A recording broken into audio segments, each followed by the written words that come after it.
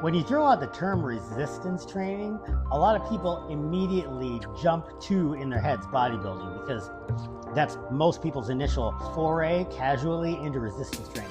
Some people start off with like pull-ups, dips, push-ups, calisthenic things, or their entry is via their sport of choice. But in this video, we're going to talk about different kinds of resistance training and different training effects that you can utilize this particular method for.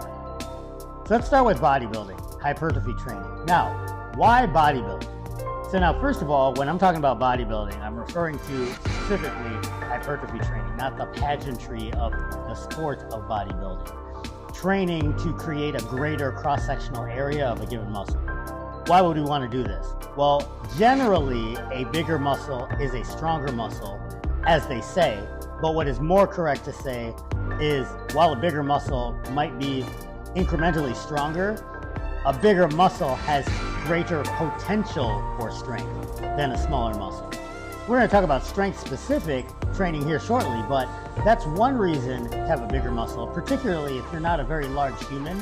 You might just have to have bigger muscles in order to move more weight.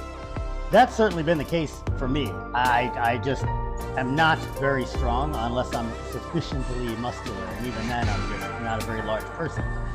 Even in the case of very large people, top-level powerlifters, strongmen, weightlifters, after a certain point, their high-end strength tops out until they just get bigger. Weight moves weight, as they say. So that's the first benefit. Even as a strength athlete, it is useful to go through a hypertrophy phase just to kind of shore up some gaps in the primary movers of your given exercises. Then obviously there's the health benefits. Muscle is the biggest pocket to store carbohydrates in the form of glycogen that you have other than your liver.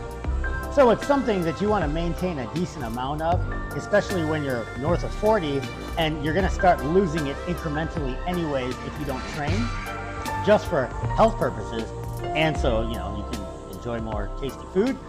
But then furthermore, quality of life, right? Having more muscle just lends to quality of life. And I'm not necessarily talking about aesthetics, although that is certainly a thing, but more than that, just injury prevention and freedom of action. Particularly as an older person, we all start getting aches and pains, especially those of us that have been athletes for years or decades, war fighters, first responders, construction workers, what have you, right? People that do physical jobs, a lot of repetitive motion, a lot of overuse injuries, wear and tear. Having muscle is a great just freedom of action buffer. It's a very powerful lever for injury prevention as well. And furthermore, injury recovery. Like if you're a high level athlete of any kind, but we'll stick to strength sports since we're talking about strength. If you're a weightlifter, powerlifter, strongman, well, let's use a weightlifter. You can't just jump right back into doing clean and jerk and snatch if you tear a rotator cuff, for instance, and then you have surgery to reattach it. You're going to have to strengthen that area back up again post-recovery, and the process is no different than having a healthy muscle and trying to make it bigger, right? It's progressive loading, it's volume, it's frequency, it's recovery, it's all the same things, just at a lower level with lighter weights, until eventually you recover. Now you're back to regular strength, and then you can continue to progress into higher levels of strength post-recovery. Cons of hypertrophy training. It can generate a lot of fatigue just because of the volumes involved. The biggest con is that hypertrophy training is supplemental to athletics, but it just gives you generally more physical capacity. It's not great for sport specificity. So if you need to be particularly strong, particularly fast, particularly skilled in a particular movement, hypertrophy training will kind of add to the base. It's kind of like to muscle what zone 2 conditioning is to your VO2 max. It builds the base. It gives you more options for, other functions, but it doesn't train specifically to those functions, right? high-level powerlifters, football players, MMA fighters, any athlete, all do some hypertrophy training, but it is off-season or in service to their sport-specific training. So that's like the major con, is unless you are a bodybuilder or just a regular person that doesn't really have a sport, you're going to also want to dabble into some other areas of strength training to be kind of a more well-rounded athlete. Okay, so now strength-specific adaptations, power, being able to move really heavy weight or being able to move pretty heavy weights but really fast. We're talking powerlifting, weightlifting here.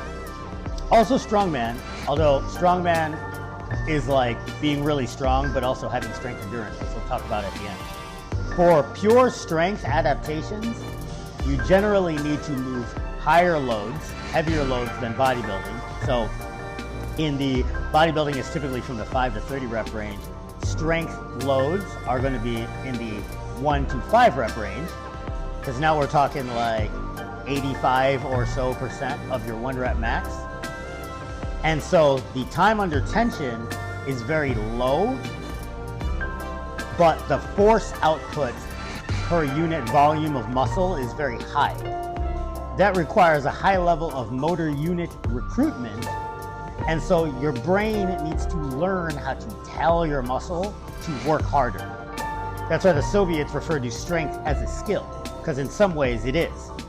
It's like if you have two twins that are exactly the same build, down to the cell, they have exactly the same muscle, but one knows how to punch and the other doesn't.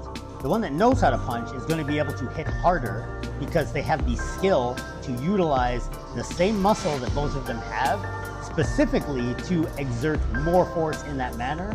Strength is very much like this. So why not just train strength all the time? Well, the major con for strength training is, number one, it takes a lot longer because you need more rest time in between sets. Number two, because of the amount of effort that you're exerting, the fatigue cost is tremendous, particularly if you're a very strong, very powerful human. And then, of course, greater loads means greater injury risk as well. All right, so now last, let's talk about muscular endurance or strength endurance. This is like your calisthenics, military stuff at a higher level, strongman, being able to exert submaximal efforts repeatedly or over an extended period of time. The major pro of strength endurance training is if you're the kind of person that finds yourself in a situation where you have to exert yourself submaximally but pretty hard under fatigue, you're gonna want lots of strength endurance. Tactical folks, farmers, construction workers, martial artists, combat sport athletes, wrestling, MMA, whatever the case may be. Those are very much strength endurance type things. You need power and some high-end strength as well, but they index more to the endurance side of things, the repeated submaximal effort type of things. There are two glaring exceptions, of course, which are strongman, which indexes towards higher end strength because they're very large people with some endurance involved, and then kind of sort of in the middle would be like CrossFit. And so with that, folks, what I want to leave you with is, in sport, specificity is king. But if you're just a regular person trying to be healthier, more fit, just kind of going to the gym, you can fit multiple methods of resistance training into your program for different training effects. Maybe you got that body part that you want bigger. Maybe you're trying to recover from a particular injury. Maybe you want to improve a particular attribute like your speed or your jumping ability. Or maybe you're just messing around and seeing where your genetics will take you.